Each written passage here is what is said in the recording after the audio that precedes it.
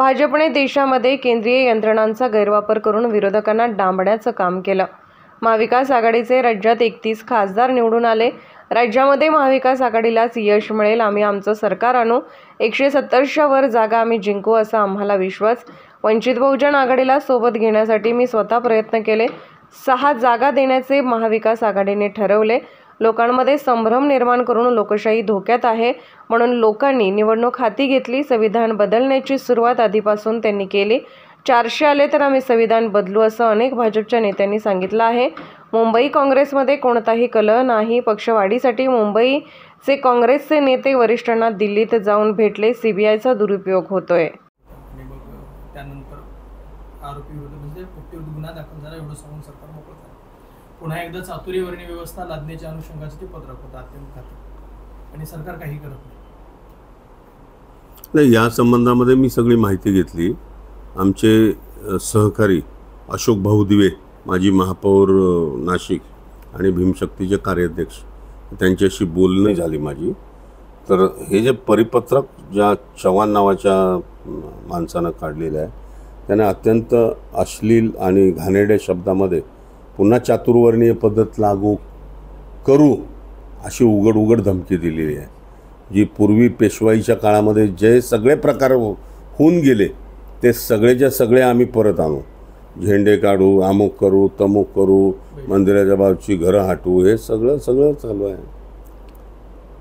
आणि ही खबर वाऱ्यासारखी कळल्यानंतर जवळजवळ 10,000 लोक अर्ध्या तासाच्या आतमध्ये काळाराम मंदिराच्या परिसरामध्ये जमा झाले।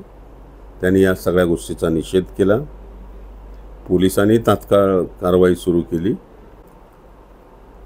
आणि आता पोलिसांनी आश्वासन दिले की आम्ही जे घडलेलं आहे ते कुणामुळं, कशामुळं, का घडलं, खरं आहे खोटं आहे, तो बाबासाहेब आंबेडकरांचा फोटो क्रॉस केला गेला, त्याचं स्कॅनिंग कशा पद्धतीने झालं, कुठल्या प्रेसमध्ये झालं, ते कुठल्या प्रिंटिंग प्रेसमध्ये ते पत्रक छापलं गेलं। सांगितल्याप्रमाणे की भारतीय जनता पार्टीनं आता चिंतन शिबिर सुरू केलं आहे। जिथे जिथे पराभव झाला आहे त्या ठिकाणी कशा पद्धतीनं सगळं चेंजेस झाल्या पाहिजेत अशा पद्धतीनं त्यांनी काम सुरू केलं आहे असं आपलं म्हणणं आहे।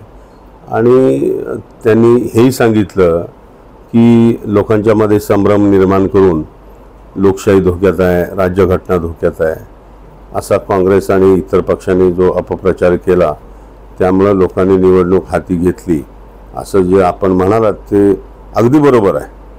लोकांनीच ही निवडणूक हातात घेतलेली होती, कारण गेल्या काही महिन्यापासून भारतीय जनता पार्टीचे खासदार, भारतीय जनता पार्टीचे नेते आज देशभर पत्रकारांना, प्रेसमध्ये, इलेक्ट्रॉनिक मीडियामध्ये असं सांगत होते अब की बार 400 पार और 400 हम लोग का आएगा तो हम संविधान बदलेंगे असं अनेक भारतीय जनता पार्टीच्या नेत्यांनीच सांगितलेलं आहे। आणखी तुम्हाला सांगतो, संविधान बदलण्याची सुरुवात ऑलरेडी त्यांनी केलेली आहे। भारतीय राज्यघटनेमध्ये डॉक्टर बाबासाहेब आंबेडकरांनी आणि घटना समितीनं आणि त्यावेळेसच्या सर्व देशातल्या प्रमुख नेत्यांनी बसून राज्यघटनेमध्ये काही संस्था अशा निर्माण केल्या की या देशातल्या सत्तेचं विकेंद्रीकरण झालं पाहिजे। वंचितचं भविष्य काय असतं? 2019 साली वंचितचा मोठा प्रभाव जाणवला, 2024 साली 30हून अधिक उमेदवारांचे डिपॉझिट जप्त झाले। बघा, मागच्या लोकसभेच्या निवडणुकीमध्ये सुद्धा काँग्रेस पक्षानं वंचित आघाडीच्या नेत्यांना आश्वासनं दिली होती की तुम्हाला आम्ही काही जागा देऊ। त्यावेळेस त्यांनी ऐकलं नाही, स्वबळाचा नारा दिला। मधल्या काळामध्ये 19मध्ये ज्या विधानसभेच्या जागा आल्या होत्या त्याच्यामध्ये 96 म्हणजे 298 288 तीन पक्षाच्या मिळून इक्वल डिस्ट्रीब्युशन, काँग्रेस 96, राष्ट्रवादी 96 आणि वंचित 96 असं सगळं एकत्रितपणे विधानसभेच्या उमेदवारीचं वाटप करायचं ठरलं होतं। परंतु त्यांना ते मान्य नाही। ते म्हणाले आम्ही 200 जागा लढवू, बाकी तुम्ही 88 लढवा। आणि त्यामुळं काय झालं की ही युती त्यावेळेसही फिसकटली. आत्तासुद्धा महाविकास आघाडीनं 4 जागांची ऑफर त्यांना दिली होती. मी आणि नाना पटोले अकोल्यामध्ये आमच्या काँग्रेस पक्षाच्या कार्यकर्त्यांचा मेळावा होता. त्या मेळाव्यामध्ये मी स्वतः नाना पटोलेजींना सांगितलं की बाळासाहेब आंबेडकरांना 4 जागेवर जर समाधान नसेल तर काँग्रेस पक्षाच्या कोट्यातनं 2 जागा येतील का, देता येतील का.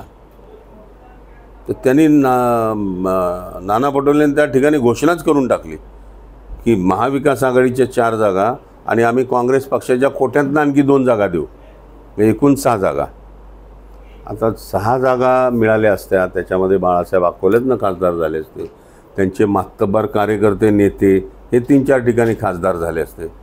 परंतु दुर्दैव स्वबळ असं नाही चालत ना, की मुंबई मजबूत करण्यासाठी सगळ्यांनी मिळून खरगे साहेबांच्याकडे आपण बसू, चर्चा करू आणि त्या चर्चेतनं बाबा सरकार आपलं आणण्यासाठी तुमचं काय आम्हाला मार्गदर्शन मिळेल या भूमिकेतनं त्यांना निवेदन दिलेलं आहे.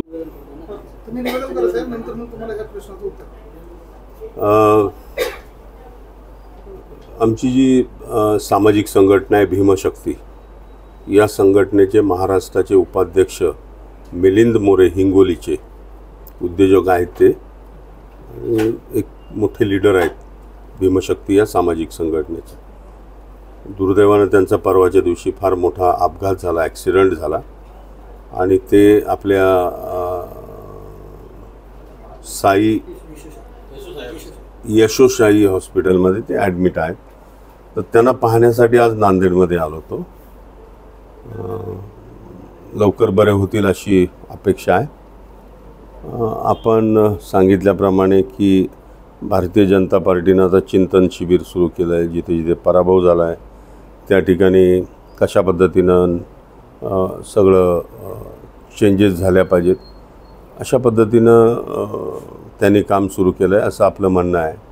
आणि त्यांनी हेही सांगितलं की लोकांच्यामध्ये संभ्रम निर्माण करून लोकशाही धोक्यात आहे, राज्यघटना धोक्यात आहे असा काँग्रेस आणि इतर पक्षांनी जो अपप्रचार केला त्यामुळं लोकांनी निवडणूक हाती घेतली असं जे आपण म्हणालात ते अगदी बरोबर आहे. लोकांनीच ही निवडणूक हातात घेतलेली होती.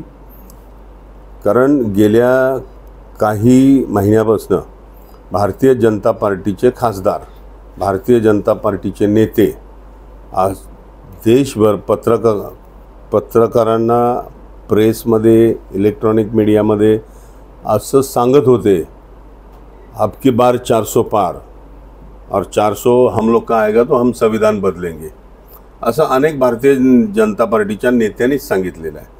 आणखी तुम्हाला सांगतो, संविधान बदलण्याची सुरुवात ऑलरेडी त्यांनी केलेली आहे. भारतीय राज्यघटनेमध्ये डॉक्टर बाबासाहेब आंबेडकरांनी आणि घटना समितीनं आणि त्यावेळेसच्या सर्व देशातल्या प्रमुख नेत्यांनी बसून राज्यघटनेमध्ये काही संस्था अशा निर्माण केल्या की या देशातल्या सत्तेचं विकेंद्रीकरण झालं पाहिजे आणि म्हणून काही संस्थांना स्वायत्तता दिली होती. ती ॲटोनॉमस बॉडी म्हणून त्यांना निर्माण करण्याचं काम भारतीय राज्यघटनेच्या काही कलमात येते. आमचे 31 खासदार आलेले आहेत. 31 खासदारांच्या विधानसभा निहाय जर आपण बघितलं तर 154 ठिकाणी आम्हाला आघाडी मिळालेली आहे. म्हणजे आमचे 154 आमदार आमचे फिक्स आहेत. 288 पैकी 144 प्लस 1 मिळाला, 145 झाले तर आमचं सरकार येतं. तर 145 अबोव 145 आमचे लोक आहेत आणि आम्ही आणखी जोरानं कामाला लागू. 170-175पर्यंत आम्ही आमची विधानसभेचं संख्याबळ आम्ही वाढवू